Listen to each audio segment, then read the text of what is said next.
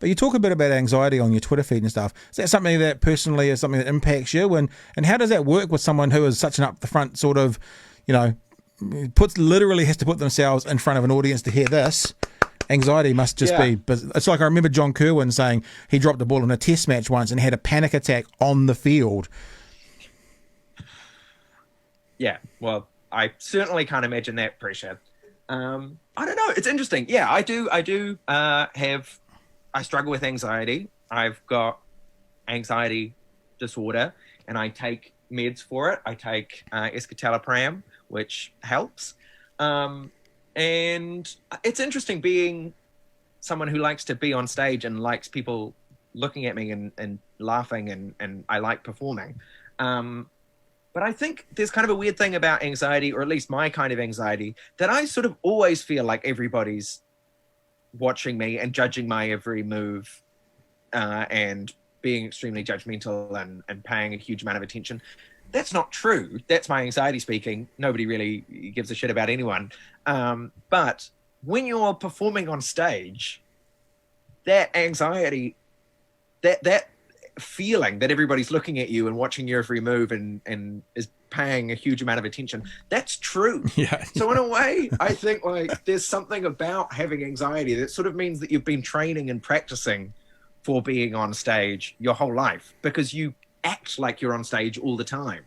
And I get hugely nervous before shows and before performances.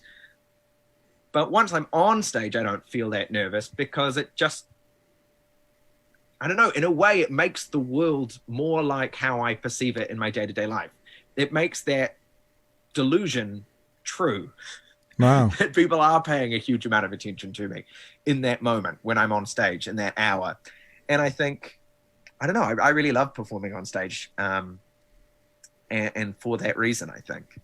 But yeah, sometimes it's horrible. Sometimes anxiety is just the worst, and it just feels like a horrible, gnawing anguish in my chest that I just really wish would go away. I believe you reference it as a rat trying to gnaw its way out of your chest, didn't you? That is absolutely how it sometimes feels. Yeah. On a bad day, it does just feel like a physical pain. I remember my first panic attack, and I absolutely had no idea what was happening.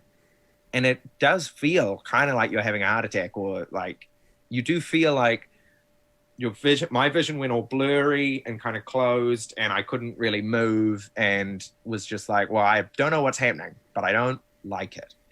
So it can be pretty full on. But then also I think, it reminds me of Stephen Fry did a documentary on bipolar disorder one time, and he met with a bunch of people who have bipolar, and he asked them, if you could press a button and you wouldn't have bipolar disorder anymore, it would magically vanish, would you press the button? And everybody said no. Wow. Because they all wanted to be them. Right. They all, and that was an integral part of who they are. So them with bipolar was their authentic them. If they didn't have the bipolar, it wouldn't be them. Yeah, it's like it's fundamentally a part of who you are, right? I think that's the thing about mental illness or mental disorder, is that it's inextricably linked to all elements of your personality. Certainly, I'm working on managing my anxiety better, and having strategies to get through the day, and so that it doesn't interfere with my life, and so that I can live the life that I want to live. But also, part of anxiety means that, I've got a really good sense of how people are going to respond to a monologue, or, how to perform a certain way, or, I'm thinking a lot about how all the different members of an audience are going to respond to something, and I can guess what the criticisms are going to be before they happen. And that's very helpful in my work. It can be difficult in my life, but, it's all sort of part and parcel. And so I think, it's hard and it's a struggle, but hopefully for people out there who deal with anxiety, they're also like, yeah, but it also kind of makes me special and gives me some extra skills that I'm kind of stoked to have. It's your superpower.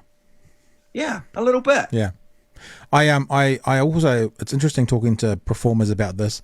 I don't ever say that I had anxiety or had a mental health disorder, but I certainly went through something when I was working, realizing that the applause became what I was trying to attain, rather than the applause being a byproduct.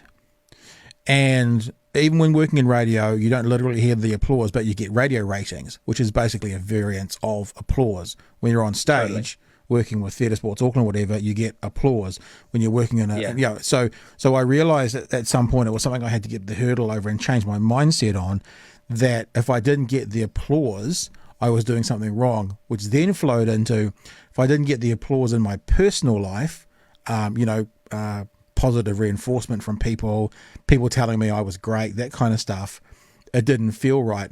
And I had to do a whole mind shift change of making the applause be the byproduct of what I do, not the focus of what I do. And look, I don't know what that, I was ever diagnosed with anything or whatever, but there was certainly something in my brain going on which I needed to kind of change. And I think as performers, we have quite a different response to a bunch of these things that maybe people who aren't used to being in front of, I've emceed in front of 30,000 people, at a music festival sort of thing, that they just don't get. If I'd have gone out there and there wasn't a scream and an applause, I would have felt like it was a failure, rather than most people going, holy shit, that sounds like so much fun just being there. So yeah, I mean, I think in a way people have more understanding of it now because we're all on social media and we all want the likes and the clicks. So there's a sense of the addictiveness of approval from your peers. Obviously social media, their whole business model is the fact that it's addictive to get approval from your peers. And that's definitely true when you go out on stage and you want that positive feedback. I definitely found it became really valuable for me to do live shows because the response in the room is a really nice response, whereas just watching numbers tick up or not, as the case sometimes is a different kind of feedback that is a lot more kind of stark and depressing and anxiety inducing. True, and actually because actually in that room as well are people who want to see you, so automatically you've got a different audience. They paid to be there, right? They're already bought in. They're part of the enthusiasm. I think the other thing is that byproduct thing. I think that's also why it's so nice to have great collaborators. Like when we did the live show, that was when we brought in, Phineas Tepper as a co-writer and then Stella Reid as a director. And that team, the process of making it became so fun. And we were so excited by what we were making and we thought it was funny.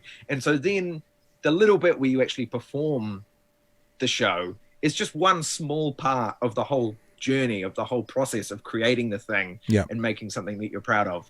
And if you can, as you say, make the applause just a byproduct of that fun experience and that fun journey, then that's a much healthier way to be, for sure.